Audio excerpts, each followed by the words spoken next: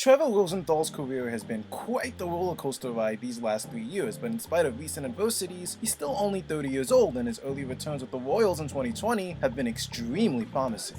He's locked down all 3 of his save opportunities so far this season, allowing just 5 hits and 9 total innings of work with 10 strikeouts.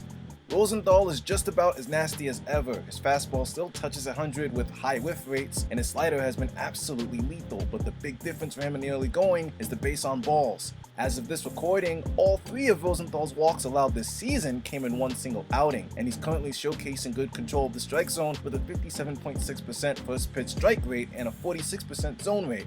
Even though we're still confined to studying small sample sizes, I find it encouraging that Rosenthal has been generating strikes and getting ahead of hitters at such a high level. All he really needs to do from here on out is have this data stand up for the rest of the year. His stuff hasn't lost any of its shine, and living in the strike zone is currently helping him outpace career highs in various strikeout and plate discipline peripherals. Also, Greg Holland seems to already be slipping out of favor for the closer role, as Rosenthal has locked up Kansas City's last 2 opportunities. With plenty more of those on the horizon, he should be owned in way more leagues right now.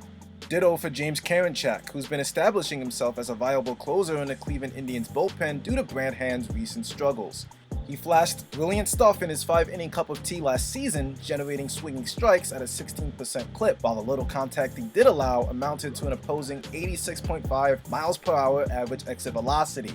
Missed bats and soft contact have been his MO so far in the bigs. As of this writing, he struck out over 40% of hitters between now and last year and has yet to give up a single barrel hit.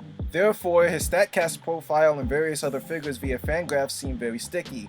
Karinchak loves his high fastballs and tunnels them well with a barrage of curveballs at or well below the bottom of the strike zone, the culprits behind his augmented strikeout totals. It's not often you get to see a pitcher of any kind trot out 2 elite offerings with plus command, but Karinchak is a special breed who offers the best of both worlds. Even if he somehow doesn't win over the closer role later in the year, this is a must-add in that he'll rack up the holds in leagues that count those and be a considerable boon to your strikeout totals and your ratios. The Yankees are likely to be very cautious with how deep anyone not named Garrett Cole pitches into certain games, which means manager Aaron Boone will need a long man or 2 to hold down the bridge to the 9th inning most nights. I think it's safe to say he's pretty confident in Chad Green fulfilling that role. On 3 separate occasions this season, Green has already pitched 2 or more innings of relief, and in those 6 1/3 combined innings pitched, he struck out 8 hitters while allowing nothing but a single base on balls. His 12.6 strikeouts per 9 are supported by a strong swinging strike rate that's nearly up 3% from last season and an opposing contact rate that's fallen by about 9%.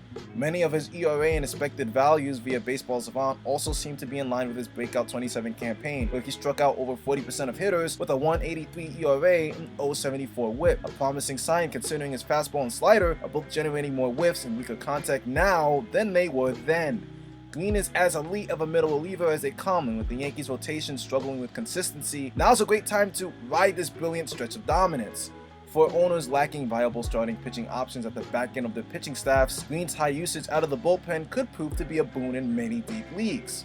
Don't sleep on Gregory Soto either. The young left-hander mixes in a heavy dose of swing and miss with a plethora of ground balls. His 2.11 xFIP is supported by a hardy 12.8 strikeouts per 9 innings and a 52.6% ground ball rate.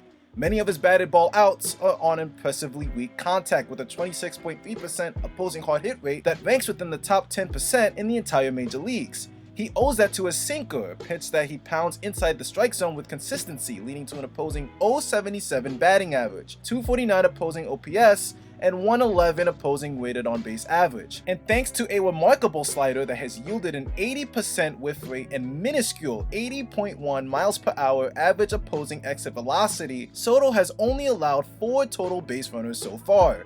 With a worm-killing high 90s sinker and a devastating wipeout slider, Soto has currently amassed a fantastic 47.2% zone rate, 58.7% contact rate, and 15% swinging strike rate, suggesting that he absolutely owns the strike zone as much as he lives inside of it.